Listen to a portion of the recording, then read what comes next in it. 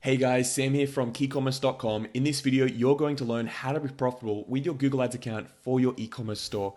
This video is going to go through a lot of different aspects of profitability, profits, what are profits, how you can calculate your profits, as well as all the mindset stuff about how to apply this learning to your e-commerce store, to your Google Ads account, even to your Facebook account, to all your marketing to see, is this actually going to work?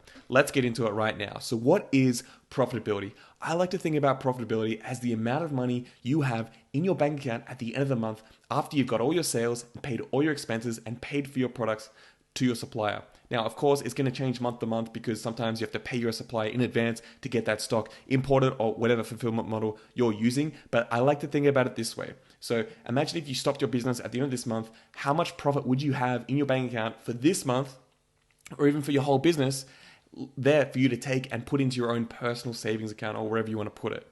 That's the way I like to think about it. And you can break it down this way. So say you sell your product for $100.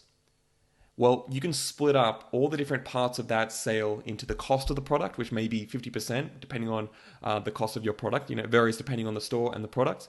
You'll have your other expenses, and that's your Shopify subscription. It'll be your Google Ads expenses, Facebook expenses, any apps you've purchased, if you've got a warehouse, rent, labor expenses. And once you take that away, as well as the cost of the product, it's called cost of goods sold, you'll be left over with the profit of 30%. So 100%, $100, minus 50%, $50, minus 20%, $20, equals 30%, $30 at the end of the day.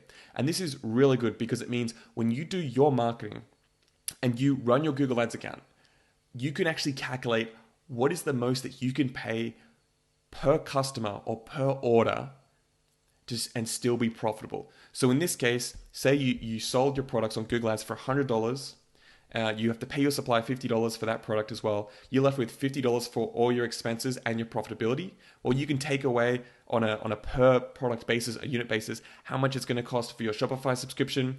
And then you can then see, okay, we have maybe 40% left, $40 left for our marketing, and we want to make a 30% profit. So that means we have 10%, $10 cost per acquisition. $10 is the most we can pay to acquire each customer and then still make 30% profit. Now, this is looking on the front end. It's looking on just running your ads and making money off that first sale. I also really emphasize in my videos, guys, to really think about the long-term value of a customer. A lot of people thinking they're buying sales with their marketing when you should be thinking you're buying a customer, because a customer doesn't buy from you just once. Some do, but a lot of them, especially with the bigger stores I'm working with that have a strong brand, they get 30 to 40% of their customers to come back and purchase again, a second time. This is insane because think about it. You've already spent that money, that profit. You've already spent that 30% that you have to play with on acquiring that customer. And then they come back through email marketing or some very affordable remarketing on Google Display, on Display Network. They come back and they convert a second time, and that second conversion has been so much cheaper than that first one. And suddenly you can see the profit per customer goes up much more. And this is how you scale much more quickly than just running a lot more ads, because you're getting more and more value, more profits out of each customer than before. So like I said, this allows us to know exactly how much we can spend on our marketing. So we make $100 in revenue per customer. Profit margin is 30%. We can spend up to $30 per new customer and still make a profit.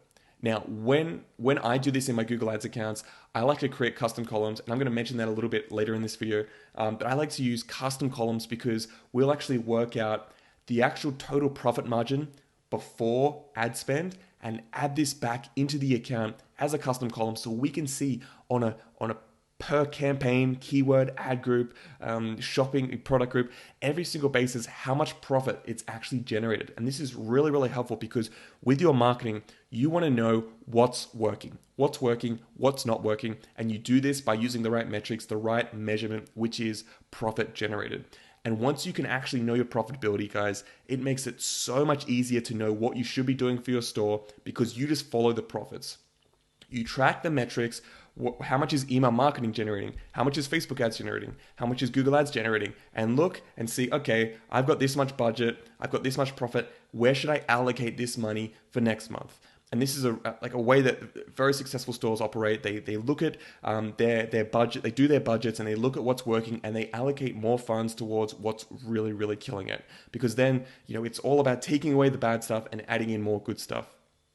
So going back to this calculation here, so if you're just trying to make money off the front end on that first customer, which you can do, like I said, I do recommend looking at that long-term value of a customer as well. But if you can get the cost per acquisition, the cost to acquire each new customer under $30 in this example, then you're making profit off the front end, which basically means you're creating a self-liquidating funnel. This is a whole other topic, but basically you're able to just keep pumping that money straight back into the marketing, and that's when you scale like crazy. As long as you don't need to pay your own income, you can put all that profit straight back into the marketing and just grow your customer base massively, which is growing your email list. It's growing your custom audiences for remarketing. It's growing your lookalike, helping create lookalike audiences on Facebook as well. It's so powerful because you can just put all that money back into marketing and just grow, and then run remarketing campaigns, email flows to then make more money off the long end with those customers. So it is a hard thing to do to get to this point. Often you run your ads and it will be over that $30, and your goal then is to look at the account and go, okay, maybe there's some bids we can reduce, maybe we can test some better ads, maybe we could test out different landing pages or improve the conversion rate on our pages, maybe we could pause some campaigns, or especially ad groups and keywords that may still be getting conversions, but they're far too expensive, and we can see it's got hundreds of clicks and we just can't get it profitable. That's when we can just poke and change all these levers in the Google Ads account. And this is really what good media buyers, good PPC managers, good store owners that run their own ads can do really well. And this is where you can just beat out the competition. A lot of people just create their ads. Maybe you followed some of my videos and just created your ads, but if you don't optimize them, if you don't actually tweak them and adjust them based on what's working, then there's a very low chance that they're going to be super profitable from that first setup. The setup is some of it, that's some of the actual work, but so much of the work actually happens in the ongoing work. This is especially the case with Google Ads, because with Google Ads, we see this incremental, slow increase in the actual performance, and that's based on those the testing, the strategizing, creating new campaigns based on what we've learned from the old ones, pulling data from within, say, the search terms report, any reports and analytics, and then creating new campaigns and strategies based on what's working.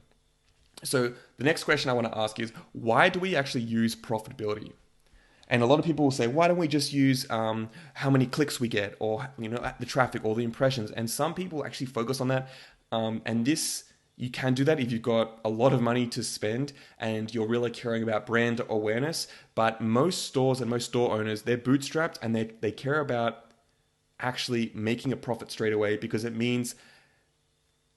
really the reason is because businesses work on profit. That's how business works. Businesses are built to make a profit. They're built to generate value, and profit is really just a sign of value. It's this surplus between what you paid for, the products, the expenses like the software and everything, and then how much someone was willing to pay for that. It's like the sum of the total is greater than the sum of the parts. Is basically like the way to look at it. No profit means no business for long. Unless you've got a lot of investment, it's really hard to sustain a business that's just losing and leaking cash like crazy. So that's why it's really important that if your account is making a big loss and you can't see the customer lifetime value bringing that return, then you really jump on top of that and see what you can do to level that out, and at least make that into a positive.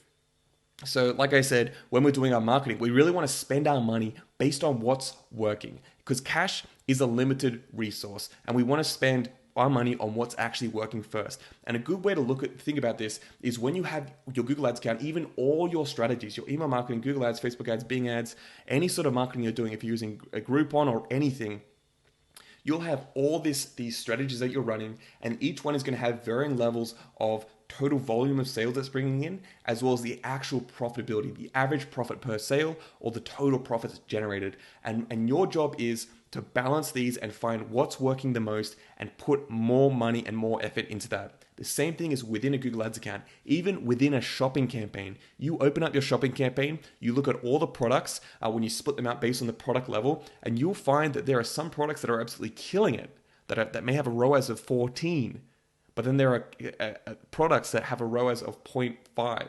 You're spending so much money on them, they're not generating enough value, enough sales to actually make it profitable? Well, what you can do is reduce the bids for the ones that aren't profitable, and then that's going to reduce your cost per conversion. It's going to reduce the volume of clicks, but it's going to reduce your cost per conversion enough to make it profitable, maybe. What you can also do is just pause it. That's another thing you can do. And so that's the way to look at it, is that once we have the profitability and we know our profits, we then get these goggles where we can look at everything that's happening in our store and then adjust based on what's working. And the reason why I talk about this so much in my videos is because I'm from an accounting and finance background. I studied this at university. I used to work as an accountant for a couple of years, and I was working in businesses, seeing their profitability, seeing what's working, building their financial statements, even calling up different organizations and negotiating on their behalf. And I just saw how valuable the profit is for running a business, and especially an e-commerce store, because with digital marketing, you can see very, very clearly to the dollar where that money is spent and what you're actually generating from that. Are you generating data, or are you generating sales? If you're not generating either of those things, then really look at where you're spending your money. And I really recommend that you go through my playlist that talks about finances for e-commerce, because this stuff is so important for you guys out there, and so few people actually take this seriously and think about the profitability. And maybe it's because so many of the people that e-commerce teachers are just focusing on sales. I really recommend that you think about the profitability, because that's what matters. Anyone can pump all this money into Facebook ads and get all these sales and then make a huge loss because they've spent so much on the ads, and then show off the Shopify dashboard screenshot saying, oh, look at all these sales I made, when really they've just been bleeding cash, and it's just, it means nothing really. So that's what we really care about, guys. Thinking about the profitability and using that as a measurement, as like a waypoint to look at all your campaigns and see what's working. So the next question is, how can we use this information? So just like I said, we can make sure we can use this as a waypoint to go, okay, for this account, let's make sure it never spends more than $30 per conversion. So that's one thing that we can do. We can also use the profit margin to work out our target ROAS, break-even ROAS. Basically, I've got a video on how to calculate that. I'll leave that in the description. But just like I said, we can see what's generating the profit in the account and then focus in on that. And if something's losing money, it's making us a loss, we're not making any profit, then we can do less of that. Maybe we tried out some YouTube ads, and for the creative we use, maybe the targeting we used, maybe if we targeted certain channels or what have you, maybe we couldn't get that to work. And maybe we just don't have enough budget to waste on that. So we're just going to pause that for now, wait till we get the shopping campaigns profitable and generating enough excess profits to then allocate as a discovery budget for that YouTube campaign. Or we can go into that campaign and then start looking at what creatives worked really well, pause different audiences, different keywords, different channels, and use those goggles to focus in on how we can optimize that campaign. And and basically this whole process is, like I said, an ongoing exercise that can take months and months. We'll see accounts, some accounts that we've scaled up to 100K, 200K a month. It took us a year or 2 years to get to that point. Sometimes it takes us a couple of months. It really depends on the market, how much traffic there is, the competition, the brand. Do they already have a strong brand, strong reviews, a great website that's optimized for conversions? But the idea is it's a process, and you just want to keep optimizing. Over time, just keep optimizing, keep focusing on what's working. And over time, you're basically going to create this beautiful account that just generates conversions for your store over time. And it's very, very consistent. So yeah, so that's pretty much everything I wanted to talk about. The last thing I'll say is I recommend going and checking out that video on setting up custom columns. Here's basically what it looks like, but I'll leave a link in the description. Great video where I go through setting up these columns so you can use your profitability calculation and see that in your Google Ads account. One other video that I didn't put here, but it's so important, is I actually made a video where I take you through step by step how to calculate the profits for your e-commerce store. I give you a Google Sheet template that has all your revenue, it has your cost of goods sold, your cost of your products, and your expenses, and it shows you how to calculate that, as well as shows you how to calculate the break-even ROAS. It's a very, very valuable video, very underrated video on my channel, because it's not very shiny, it's not about drop shipping, so people aren't as excited about it. But seriously, guys, go through and do this, know it for your own store, and you're going to be so far ahead of all the other e-commerce store owners. Trust me, because I'm having conversations, I'm getting on calls with so many e-commerce stores every single day, and it's one of the first questions I ask. Do you know your profit margin? And the amount of stores that do, very, very, very small. And the ones that do are often growing very quickly because they know it. It's a metric they know. If they're growing very quickly or they're already huge. And the reason I think these stores know it is because it's basically like cut before the horse, where they figured out their profit margin early, and then that meant that they were able then to quickly test ads, quickly test strategies, and focus on what's actually working. And that allowed them to just optimize and get profitability so much more quicker than other stores that are flying blind. And a real mark of this is I'll see if they've had conversion tracking properly set up in their Google Ads account. If they've got that set up and they know their profit margin, man, you are in the top 1% of stores, especially smaller stores. You're in the top percent, and you're set up so well for success because now you have clear visuals, you know your metrics, you know your data, and you know your waypoint, which is your profitability. So important, guys. Anyway, that's it for today's video. I really hope that was helpful. A lot to go through there. I'll leave a link to all those videos in the description. I really recommend you go check them out. If this video was helpful, just let me know in the comments. I appreciate it. I put a lot of time into these videos. Let me know, hey Sam, this was a good video. This helped me with my profitability. Otherwise, give it a thumbs up and check out my other videos. Check out those playlists, especially on the e-commerce finances. And if you're not subscribed, consider subscribing. Anyway, guys, thanks for watching, and I'll see you in the next video. Bye for now.